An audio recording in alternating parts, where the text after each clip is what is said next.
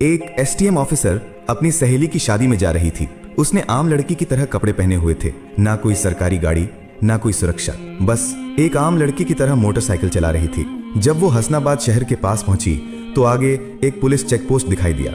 वहां 3-4 पुलिसकर्मी चेकपोस्ट के बाहर सड़क पर खड़े थे। उनके बीच में इंस्पेक्टर प्रोसेनजीत अपनी वर्दी में खड़ा था। उसने हाथ में लाठी उठाकर लड़की को रुकने का इशारा किया। लड़की ने मोटरसाइकिल सड़क से किनारे लगाई और खड़ी हो गई। इंस्पेक्टर ने सख्त आवाज में पूछा, कहां जा रही हो? लड़की ने बहुत शांत स्वर में जवाब दिया, एक सहेली की शादी है, वहीं जा रही हूँ।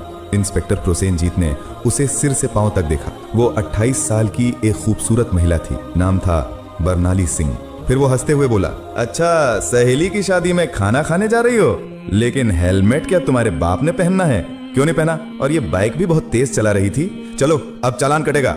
ऐसा कहते हुए उसने चालान की पर्ची निकालनी शुरू कर दी। बरनाली समझ चुकी थी कि उसकी नीयत ठीक नहीं है और ये सब एक बहाना है। उसने कहा, सर, मैंने कोई कानून नहीं तोड़ा है। ओ मैडम, हमें कानून मत सिखाओ, प्रोसेनजीत झल्ला कर बोला। उसने पास खड़े एक कांस्टेबल की तरफ देखा, फिर बरनाली की ओर मुड़कर कहा, इसे सबक सिखाना होगा। अचानक इंस्पेक्टर ने जोर से एक थप्पड़ मारा बरनाली के गाल पर। बहुत सवाल कर रही है, जब पुलिस कुछ कहे तो चुपचाप मान लेना चाहिए। बरनाली का सिर एक पल के लिए घूम गया, लेकिन उसने खुद को संभाल लिया। उसकी आंखों में गुस्सा साफ झलक रहा था। इंस्पेक्टर हंसते हुए बोला, अब भी इसकी आंखों में घमंड है। ऐसे कितनों को ठीक कर चुका हूँ, इसे अच्छी तरह से सबक सिखाना होगा। एक कांस्टेबल आगे आया और बोला, सर, इसे थाने ले चलते हैं, वहीं इसका इलाज होगा, तब समझेगी कि पुलिस से कैसे बात की जाती है। फिर एक और कांस्टेबल ने बरनाली का हाथ पकड़कर खींचते हुए कहा, चलो गाड़ी में बैठो। बरनाली ने झटके से अपना हाथ छुड़ाया और गुस्से में बोली, हाथ लगाने की कोशिश मत करना वरना अंजाम अच्छा नहीं होगा। इंस्पेक्टर और भड़क गया। उसने एक और कांस्टेबल से कहा, देखो इसका घमंड। कांस्टेबल आगे बढ़ा, बरनाली का बाल पकड़कर उसे खींचने लगा। बरनाली दर्द से कराह उठी, फिर भी उसने अब तक अपनी असली पहचान नहीं बताई थी। वो देखना चाहती थी कि ये लोग कितनी नीचता तक जा सकते हैं। इसी बीच एक पुलिसकर्मी ने गुस्से में उसकी बाइक पर लाठी मार दी और ऊंची आवाज में बोला, बड़ी आई साधु बनने वाली, अब तुझे खिलौना बना के खेलेंगे। बरनाली सिंह अब अच्छे से समझ चुकी थी कि उसके साथ क्या होने वाला है और ये लोग कितना नीचे गिर सकते हैं। इंस्पेक्टर की आंखों में गुस्सा भरा था। वो जोर से चिल्लाया, तेरे जैसे कई होशियार देखे हैं, पुलिस से पंगा लेगी, आज मजा चखाएंगे। चलो इसे थाने ले चलते हैं, वहां समझ में आ जाएगा। इस समय भी बरनाली सिंह चुप थी। उसने अब भी अपनी पहचान उजागर करने की कोई कोशिश नहीं की। वो देखना चाहती थी कि ये लोग प्रशासन की कितनी बदनामी कर सकते हैं और एक आम नागरिक पर किस हद तक जुल्म ढा सकते हैं। इंस्पेक्टर प्रोसेनजीत अब खींच चुका था। उसके सामने एक ऐसी महिला खड़ी थी जिसके कोमल गाल पर थप्पड़ पड़ा था, जिसके बाल खींचे गए थे, जिसे जबरन सड़क पर घसीटा गया था। फिर भी वो एक मूर्ति की तरह शांत खड़ी थी, न कोई चीख न कोई आंसू। इंस्पेक्टर प्रोसेनजीत सोच रहा था, थाने पहुंचते ही देखता हूँ इस जिद्दी और घमंडी औरत का इलाज कैसे किया जाए। ये सिर्फ गुस्सा नहीं था, ये वो गुस्सा था जो अंदर ही अंदर सुलग रहा था। चौकी इंचार्ज इंस्पेक्टर हंसते हुए बोला, अब इसकी जबान भी चलने लगी है, चलो थाने देखेंगे कितनी चलती है इसकी जबान। थाने में घुसते इंस्पेक्टर जोर से चिल्लाया, ओए कहाँ गए सब, चाय पानी लगाओ जल्दी, आज एक खास माल आया है। बरनाली सिंह अब भी कुछ नहीं बोली, बस थाने की दीवारों को देखती रही। वो देख रही थी कि ये लोग उन निरीह लोगों के साथ कैसा व्यवहार करते हैं जो कभी आवाज नहीं उठाते। तभी एक कांस्टेबल इंस्पेक्टर प्रोसेनजीत की ओर झुककर फुसफुसाया, क्या केस है सर? इंस्पेक्टर ने हंसते हुए कहा, अरे कुछ भी नहीं, स्पीड ब्रेक करो या हेलमेट का बहाना मारो, जो मन हो लिख दो, बस अनबर करना है और इसका घमंड तोड़ना है, ज्यादा सवाल मत कर। बरनाली सब कुछ सुन रही थी, लेकिन उसकी आंखें अब भी चुप थीं। मनो वो चाहती थी कि पुलिस की ये गिरावट खुद उनके ही मुंह से उजागर हो। इंस्पेक्टर कुर्सी पर बैठा, हाथ में पेन लिया और टेबल पर घुमाने लगा। फिर बरनाली की ओर देखकर पूछा, नाम क्या है, कहाँ रहती है, किसकी बेटी है? बरनाली चुप रही। फिर इंस्पेक्टर बोला, सुनाई नहीं देता, नाम क्या है तेरा? लेकिन बरनाली की चुप्पी अब भी पत्थर की दीवार जैसी अड़िग। तभी इंस्पेक्टर ने जोर से मेज पर हाथ मारा, इतनी जोर से कि आवाज पूरे थाने में गूंज उठी। फिर गुस्से से चिल्लाया, सुनाई नहीं देता, नाम बता जल्दी। बरनाली ने मुंह घुमाकर शांत स्वर में उत्तर दिया, जी सुमिता शर्मा। इंस्पेक्टर उसके चेहरे की ओर देखकर हंसते हुए बोला, हो बड़ी चालाक लड़की है तू, झूठ बोलने में तुझे खासा तजुर्बा है, लेकिन याद रख ज्यादा होशियारी महंगी पड़ती है, एक भी गलती की तो पछताने का मौका तक नहीं मिलेगा। फिर बरनाली सिंह को जबरदस्ती उस सड़ी हुई हवालात में डाल दिया गया जहाँ पहले से 2 कैदी मौजूद थे। उनमें से एक कैदी ने बरनाली की ओर देखते हुए पूछा, बहन तूने क्या गुनाह किया है? बरनाली ने हल्की सी मुस्कान दी, लेकिन कुछ नहीं बोली। अब वो बस देख रही थी ये पूरा सिस्टम कितना सड़ चुका है। अगर एक एसडीओ को बिना वजह अंदर किया जा सकता है तो आम आदमी की हालत तो सोच पाना भी मुश्किल है। अब वो स्कूटरी के कोने में बैठी थी, सब कुछ देख रही थी, सुन रही थी और हर एक हरकत को समझ रही थी। उधर इंस्पेक्टर प्रोसेनजीत एक झूठी रिपोर्ट बना रहा था। उसने आदेश दिया, इसके ऊपर चोरी और ब्लैकमेलिंग का केस ठोक दो, और फाइल पर हाथ मारते हुए बोला, चलो जल्दी। एक कांस्टेबल ने हिचकते हुए पूछा, लेकिन सर बिना सबूत? प्रोसेनजीत हंसते हुए बोला, इस थाने में सबूत लाए नहीं जाते, बनाए जाते हैं। कुछ देर बाद एक कांस्टेबल कोठरी में आया और बरनाली के कंधे पर जोर से हाथ मारा। तभी इंस्पेक्टर प्रोसेनजीत ने भी हाथ उठाया ही था कि तभी दरवाजे पर एक भारी कड़क आवाज गूंजी, रुको। सभी लोग घूमकर दरवाजे की ओर देखने लगे। वहां सीनियर इंस्पेक्टर संजय वर्मा खड़ा था। उसकी छवि बाकी अफसरों से कुछ बेहतर पवित्र मानी जाती थी। वो अंदर झांका और महिला की हालत देखकर उसके माथे पर बल पड़ गया। उसने सख्त स्वर में पूछा, ये सब क्या हो रहा है? प्रसन्नजीत हंसते हुए बोला, कुछ नहीं सर, एक सड़क की औरत ज्यादा अकड़ दिखा रही थी, सबक सिखा रहा हूँ। संजय ने बर्नाली को ध्यान से देखा। उसका व्यवहार किसी आम महिला जैसा नहीं लग रहा था। उसने पूछा, इसका अपराध क्या है? प्रसन्नजीत थोड़ा घबरा गया और बोला, अब सर, चेकिंग में बदतमीजी कर रही थी। अब संजय को शक होने लगा। उसने बर्नाली से सीधे पूछा, तुम्हारा नाम क्या है? बर्नाली फिर भी चुप रही। प्रसन्नजीत हंसते हुए बोला, देखिए सर, नाम भी नहीं बता रही है। अब संजय पूरी तरह सतर्क हो गया। उसने सख्त आदेश दिया, इसे अलग कोठरी में रखो, अकेले। प्रसन्नजीत चौंक गया। लेकिन सर, संजय ने कठोरता से कहा, मैं खुद इसके पास रहूंगा। उसके आदेश पर बर्नाली को एक और अलग कोठरी में ले जाकर बंद किया गया। वो कोठरी पहले वाली से भी ज्यादा बदबूदार और अंधेरी थी। बर्नाली ने चारों ओर नजर दौड़ाई। एक कोने में एक टूटी हुई मेज पड़ी थी और पास ही एक जंग लगी लोहे की छड़। अब वो इस सड़े गले सिस्टम का असली चेहरा और भी करीब से देख रही थी। हर एक पल उसकी आंखें ये समझ रही थी, कानून अब सिर्फ फाइलों तक सीमित रह गया है। इसी बीच एक कांस्टेबल दौड़ते हुए आया और बोला, सर, बाहर एक बड़ी गाड़ी खड़ी है। प्रसन्नजीत चौंक गया। पूछा, कौन सी गाड़ी? कांस्टेबल घबराते हुए बोला, सर, सरकारी गाड़ी। प्रसन्नजीत तुरंत बाहर गया। गाड़ी के अंदर झांकते ही उसके होश उड़ गए। वो भागकर वापस आया और धीमी आवाज में बोला, सर। प्रसन्नजीत झुंझला कर बोला, क्या हुआ? कौन आया है? कांस्टेबल कांपते हुए बोला, सर, कमिश्नर साहब आए हैं। प्रसन्नजीत का चेहरा फक पड़ गया। सीनियर इंस्पेक्टर संजय वर्मा भी सतर्क हो गया। अब मामला सीधे ऊपर तक पहुंच चुका था। कमिश्नर साहब थाने में दाखिल हुए। उनकी आंखों में गुस्सा साफ झलक रहा था। उन्होंने प्रसन्नजीत की ओर देखकर सख्त स्वर में पूछा, इंस्पेक्टर प्रसन्नजीत, ये क्या तमाशा चल रहा है यहाँ? प्रसन्नजीत घबरा गया और बोला, कुछ नहीं सर, एक छोटा सा केस है बस। कमिश्नर साहब ने टेबल से फाइल उठाई और ध्यान से पढ़ने लगे। उनके माथे पर शिकन आ गई। फिर वो कोठरी की तरफ झांके और बोले, ये कौन है? प्रसेनजीत तुरंत बोला, सर, इस महिला पर 420 और धोखाधड़ी का केस है। कमिश्नर ने सीधा सवाल किया, तुम्हारे पास सबूत है? फिर दोबारा बोले, कोई भी सबूत है तुम्हारे पास? अब प्रसेनजीत पूरी तरह फंस चुका था। कमिश्नर साहब ने सीधे महिला की ओर देखा और पूछा, तुम्हारा नाम क्या है? और तभी पहली बार बरमाली सिंह ने हल्की सी मुस्कान दी और कहा, एसडीओ बरनाली सिंह। थाने में एकदम सन्नाटा छा गया। हर चेहरा पीला पड़ गया। प्रसेनजीत के हाथ पांव कांपने लगे। बाकी सभी कांस्टेबल हैरान होकर एक दूसरे की ओर देखने लगे। प्रसेनजीत के पैरों तले जमीन खिसक गई। जिस महिला को वो एक मामूली अपराधी समझ रहा था, वो थी वही अधिकारी जो पूरे जिले की प्रशासनिक व्यवस्था संभालती थी।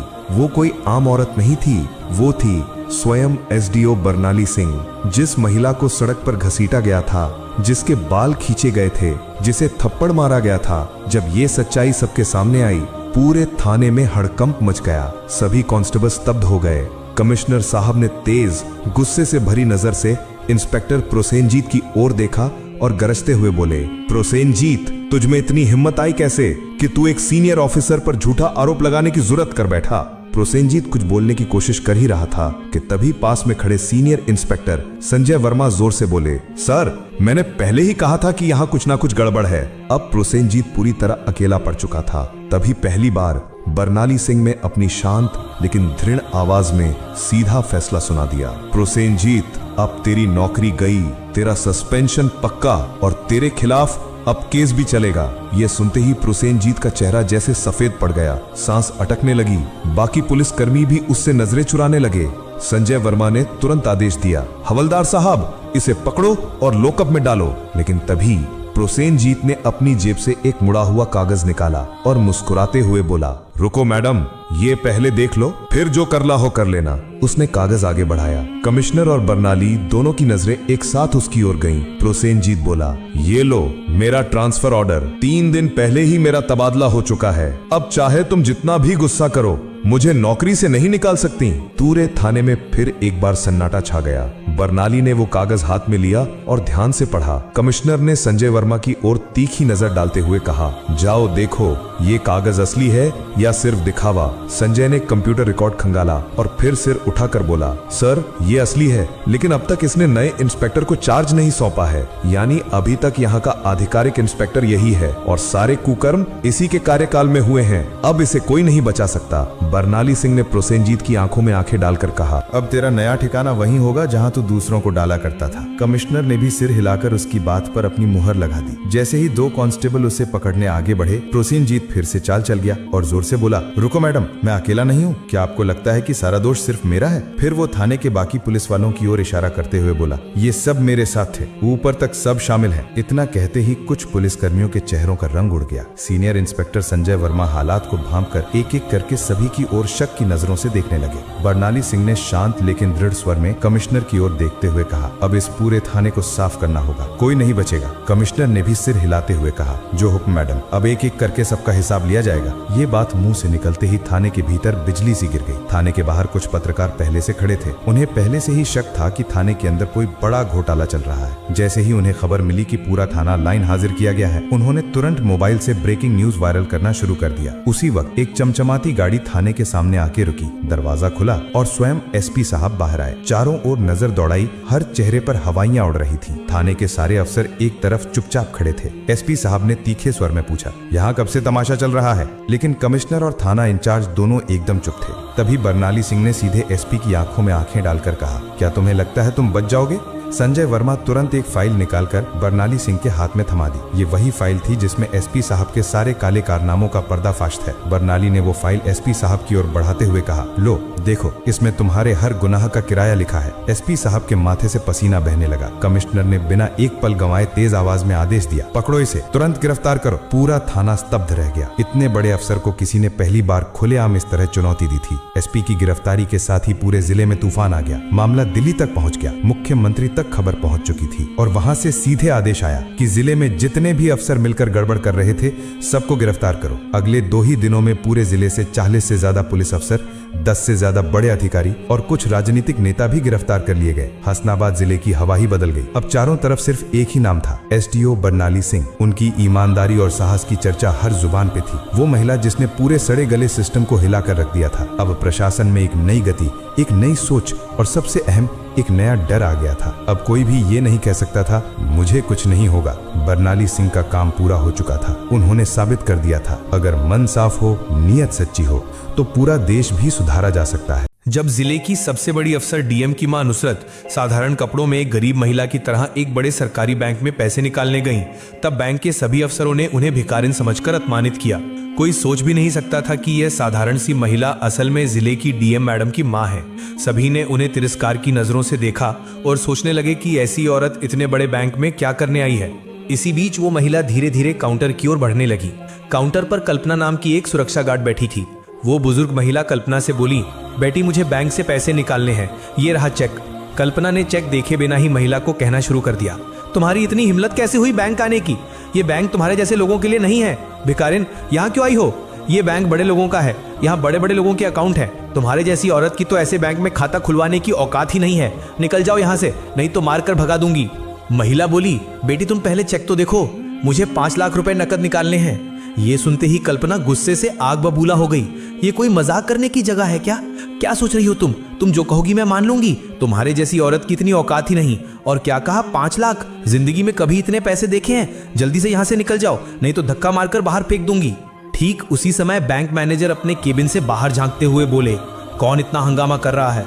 कल्पना तुरंत बोली, कोई भिखारिन औरत है सर, जा नहीं रही है। बैंक मैनेजर गुस्से से बाहर आए और बिना कुछ पूछे उस बुजुर्ग महिला को एक जोरदार थप्पड़ मार दिया। थप्पड़ इतना जोर का था कि महिला लड़खड़ाकर जमीन पर गिर पड़ी। फिर मैनेजर ने सिक्योरिटी गार्ड को बुलाकर कहा, क्या कर रही हो तुम? घसीट कर बाहर निकालो इस औरत को, पता नहीं कहां कहां से ऐसे लोग आ जाते हैं। कल्पना ने जबरदस्ती उस महिला को बैंक से धक्का देकर बाहर निकाल दिया। वहां मौजूद सभी ग्राहक और कर्मचारी चुपचाप सब कुछ देख रहे थे। कोई नहीं जानता था कि ये महिला जिले की डीएम नुसरत की मां है और ये पूरी घटना बैंक के सीसीटीवी कैमरे में रिकॉर्ड हो रही थी। घर लौटकर वो महिला रोते रोते अपनी बेटी डीएम नुसरत को फोन कर पूरी घटना बताती है। कैसे बैंक में मेरे साथ अपमान किया गया, कैसे मुझे जलील करके बाहर निकाल दिया गया। ये सुनकर नुसरत अंदर से कांप उठी। उनके लिए ये आग से भी कम ना था। वो रोते हुए अपनी माँ से बोली, माँ कल मैं खुद आ रही हूँ और तुम्हारे साथ जाकर उसी बैंक से पैसे निकालूंगी। अगले दिन सुबह नुसरत ने एक सादा सूती साड़ी पहनी और अपनी माँ के साथ बैंक जाने के लिए तैयार हुई। माँ बेटी एक दूसरे को गले लगाती है। उनकी आंखों में आंसू थे, गर्व के भी और पीड़ा के भी। नुसरत की माँ अपनी बेटी पर गर्वित थी। उन्होंने कितने संघर्षों से उसे पाला पोसा, पढ़ाया और आज इतने ऊंचे पद पर पहुंचाया। सुबह ठीक 11 बजे माँ बेटी बैंक के बाहर पहुंची। बैंक अब तक नहीं खुला था, जबकि बैंक खुलने का समय 10 बजे था। नुसरत शांति से दरवाजे के पास बैठकर इंतजार करने लगी। थोड़ी देर बाद जब बैंक खुला तो वे दोनों अंदर प्रवेश करती हैं। दोनों के कपड़े इतने साधारण कपड़ों में थे कि वहां मौजूद ग्राहक और कर्मचारी उन्हें एक सामान्य ग्रामीण महिला और युवती समझकर भ्रमित हो गए। कोई कल्पना भी नहीं कर सकता था कि यही नुसरत जिले की डीएम है। धीरे धीरे वे काउंटर की ओर बढ़ी। वहाँ वही कल्पना बैठी थी। नुसरत विनम्रता से बोली, मैम हमें पैसे निकालने हैं, माँ की दवाई लेनी है और कुछ जरूरी काम भी है। ये रहा चेक, कृपया देख लीजिए। कल्पना ने दोनों महिलाओं को सिर से पांव तक देखा। साड़ी में एक वृद्ध महिला और साधारण कपड़ों में एक युवती। किसी भी हाल में वे अधिकारी नहीं लग रही थी। उसने व्यंग में कहा, आप शायद गलत बैंक में आ गई हैं। ये शाखा हाई प्रोफाइल क्लाइंट्स के साथ काम करती है।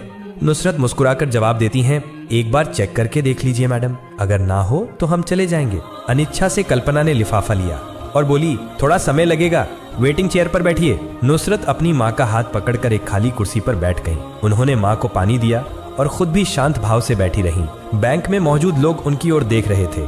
वहाँ आमतौर पर सिर्फ अमीर, यहाँ आमतौर पर व्यापारी, अफसर और प्रभावशाली लोग आते थे, महंगी गाड़ियों में, चमचमाते कपड़ों में। इसलिए साधारण कपड़ों में बैठी माँ बेटी सबको अजीब लग रही थी। चारों ओर कानाफूसी शुरू हो गई। किस गांव से आई हैं? शायद पेंशन के लिए आई होंगी। यहाँ इनका खाता होने का तो सवाल ही नहीं है।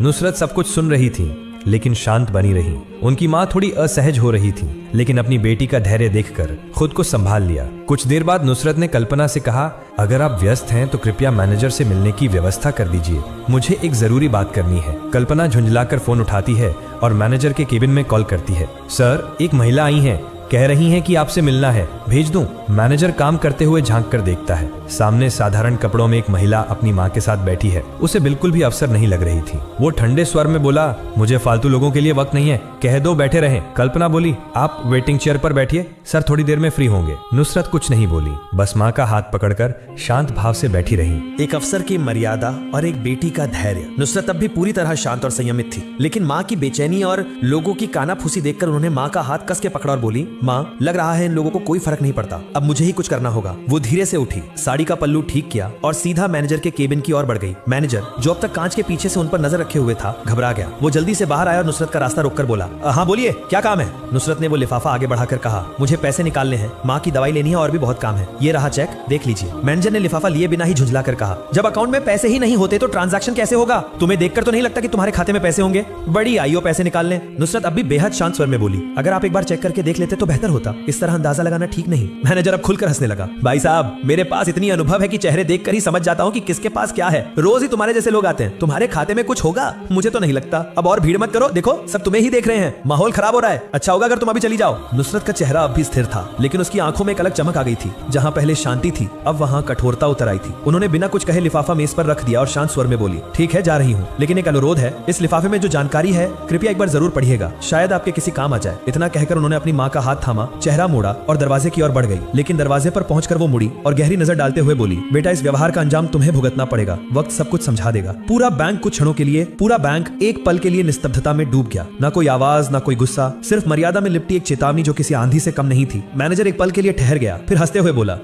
बुढ़ापे में लोग कुछ भी कह जाते हैं, चलो जाने दो, और वापस जाकर अपनी कुर्सी पर बैठ गया। उसके सामने वही लिफाफा भी मेज पर पड़ा था, बिना पढ़ा, अनदेखा। उसे यह अंदाजा नहीं था कि उस लिफाफे में ऐसा एक सच छुपा है जो उसकी दुनिया को उलट कर रख देगा। अगले दिन बैंक का वही पुराना रूटीन शुरू हुआ। क्लर्क अपने काम में, कैशियर अपने गिनती में और मैनेजर अपनी पुरानी अहंकार में डूबा हुआ। लेकिन इस बार एक फर्क था, वही वृद्ध महिला जिसके साथ एक दिन पहले अपमान की सारी हदें पार कर दी गई थी, फिर से उसी बैंक में दाखिल हुई। मगर इस बार वो अकेली नहीं थी। उनके साथ था एक तेज तर्रार अफसर जो सूट बूट में चमक रहा था। उसके हाथ में था एक चमचमाता ब्रीफकेस। उनके प्रवेश के साथ ही पूरा बैंक उसी दिशा में देखने लगा। महिला किसी को कुछ कहे बिना सीधे मैनेजर के केबिन की ओर बढ़ी। मैनेजर उन्हें पहले पहचान नहीं पाया, लेकिन जैसे जैसे वो करीब आई, उनका चेहरा साफ होता गया। वही महिला जिसकी फाइल उसने कल लौटा दी थी, जिसकी साड़ी पर वो हंसा था, जिससे कहा था तुम जैसे ग्राहक नहीं चाहिए, और जिसे उसने बाहर निकाल दिया था। अब उसके चेहरे पर डर की परछाई उभरने लगी। घबराकर वो खुद ही केबिन से बाहर आ गया। महिला के चेहरे पर अब आत्मविश्वास और गरिमा की चमक थी। वो नहीं रुकी, सीधे मैनेजर के सामने खड़ी होकर तीखे स्वर में बोली, मैनेजर साहब, मैंने कल ही कहा था आपको अपने व्यवहार का परिणाम भुगतना पड़ेगा। आपने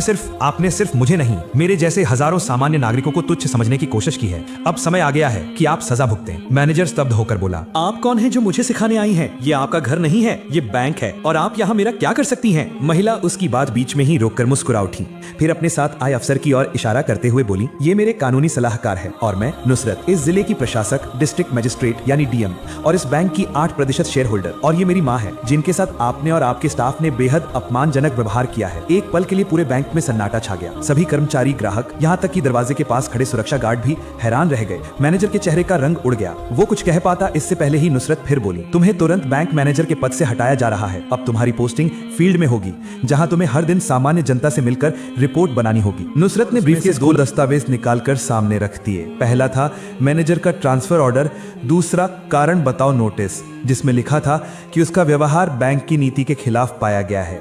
मैनेजर पसीने से तरबतर हो गया था। कांपते स्वर में बोला, मैडम मुझसे बहुत बड़ी भूल हो गई, मैं शर्मिंदा हूँ, बीते कल की घटना के लिए दिल से माफी चाहता हूँ। नुसरत की नजर अब भी स्थिर थी, लेकिन उसकी आवाज में वो न्याय का तीखापन था जो एक सच्चे अफसर की पहचान होता है। किस बात की माफी मांग रहे हो? केवल मेरा अपमान किया था या उन सारे ग्राहकों का जो आम कपड़ों में आते हैं लेकिन तुम्हारी आंखों में उन्हें सिर्फ उनका पहनावा दिखता है? क्या तुमने कभी बैंक की गाइडलाइन पढ़ी है? उसमें साफ लिखा है हर ग्राहक बराबर है, कोई अमीर गरीब नहीं होता, और जो कर्मचारी भेदभाव करेगा उसके खिलाफ व्यवस्था की जाएगी। एक पल रुककर नुसरत कठोर स्वर में बोली, चाहती तो आज ही तुम्हें सस्पेंड कर सकती थी, लेकिन मैं तुम्हें खुद को सुधारने का एक मौका दे रही हूँ। अगली बार तुम्हारा नाम नहीं, तुम्हारा अस्तित्व मिटा दिया जाएगा। फिर उन्होंने बैंक की सुरक्षा गार्ड कल्पना को बुलाया।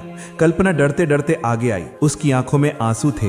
कांपते हाथों से बोली, मैडम मुझे माफ कर दीजिए, मुझसे बहुत बड़ी गलती हो गई, अब से किसी को भी ऐसे नहीं आंकूंगी। नुसरत ने उसकी तरफ देखा और कहा, कभी भी किसी को उसके कपड़ों से छोटा मत समझो। आज जो सीख मिली है उसे सारी जिंदगी याद रखना। पूरा बैंक स्टाफ उस समय झुके सिर के साथ खड़ा था। नुसरत ने सबकी ओर देखकर कहा, रास्ता चाल ढाल से नहीं, सोच से तय होता है कि इंसान कितना बड़ा है। जो मानवता को समझता है वही सच्चा अधिकारी है। इतना कहकर नुसरत अपनी माँ के साथ बैंक से बाहर निकल गई। बैंक में कुछ क्षणों के लिए गहरा सन्नाटा छा गया। फिर एक एक करके सबने एक दूसरे की ओर देखा। हर किसी की सोच बदल चुकी थी। उस दिन के बाद से बैंक का माहौल पूरी तरह से बदल गया। अब हर ग्राहक को सम्मान से देखा जाने लगा। किसी की साड़ी देखकर उसे गरीब नहीं कहा गया और हर मन में एक बात बैठ गई, कभी किसी आम इंसान को तुच्छ मत समझो। शायद अगली बार वही इंसान तुम्हारे सामने खास बनकर खड़ा हो। दोस्तों, इस कहानी से हमें एक बहुत बड़ी सीख मिलती है। हमारे देश में अक्सर लोग दूसरों को उनके कपड़ों, हालात या स्थिति से आंकने लगते हैं, लेकिन ये कहानी सिखाती है कभी किसी को उसकी सादगी या आमियत के लिए कम मत समझो। हो सकता है वो इंसान तुमसे कहीं ऊंचे पद पर हो या तुमसे कहीं ज्यादा सम्मान के लायक हो। हर इंसान को बराबर सम्मान देना चाहिए, चाहे वो गरीब हो या अमीर। इंसानियत से व्यवहार करना ही असली मानवता है। यही है हमारी संस्कृति, यही है हमारा गौरव। दोस्तों, आज की कहानी यहीं समाप्त होती है।